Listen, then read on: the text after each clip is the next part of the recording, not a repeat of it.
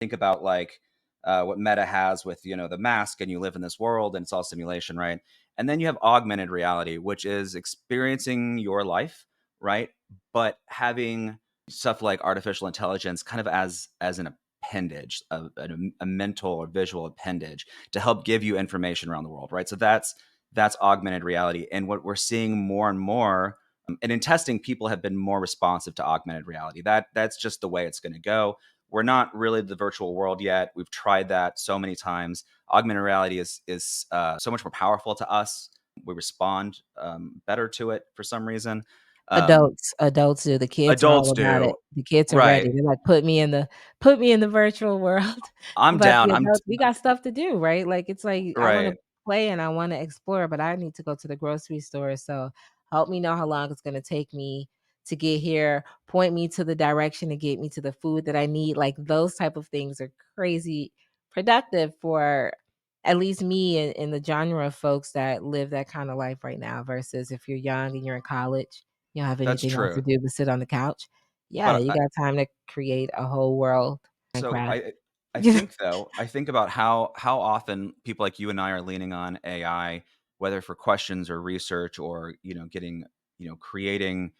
I mean, I think it's fair to say that we already live in an augmented reality, right? We use, I mean, I could go as far as just saying the internet, but really, all of this technology, we use it every day as an appendage, right? This is an extension of us, right? It is part of our personality. We use it to answer questions and emails and to do our research, and we copy its voice and pretend it's our voice, and it's already part of us. We're already there. And I'm down. I'm all down for the Vulcan school of virtual reality. I think that's brilliant. I don't know if I could jump. Maybe I can do that as like a get my doctorate at Vulcan school. So when the virtual reality comes into play, I'm all in. I'm always all in, right? I'm all down for the Wild West. But even just as a generation that grew up before the internet came out with card catalog and all of those things, dialing 411 to figure out what time it is on a payphone.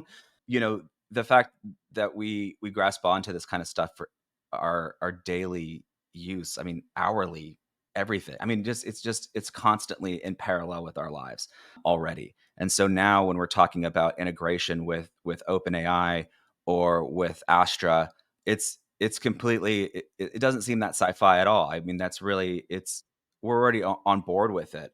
And I do, and they have these kind of small leaps, right? When they're talking about, well, there's, recognizing images for like home security, which I think is great. There's creating, content for uh, art, for advertising, content creation, for revenue. All of that is kind of these small milestones of where we're at. But the truth of the matter, I think, is that when we start getting into that realistic assistance, it's not like it's going to be us and Alexa in our ear. I think really what it's going to be is we are going to be processing information, and then we are going to be sharing it as if it's ourselves. And then there's, of course, then there's the philosophical question of, is it ourselves because we are the curator of this information, which is another big ethical question that people are having with AI, especially in content creation. But I think about like sculptors like was it Klaus Oldenburg, right? His output are these huge metal sculptures, but he doesn't make them. He creates sketches and he creates little prototypes and he does that, and then a foundry makes it. Is that any less his? I don't know. It doesn't seem to be. Andy Warhol didn't make his art. I mean, he made some of it, but mostly not.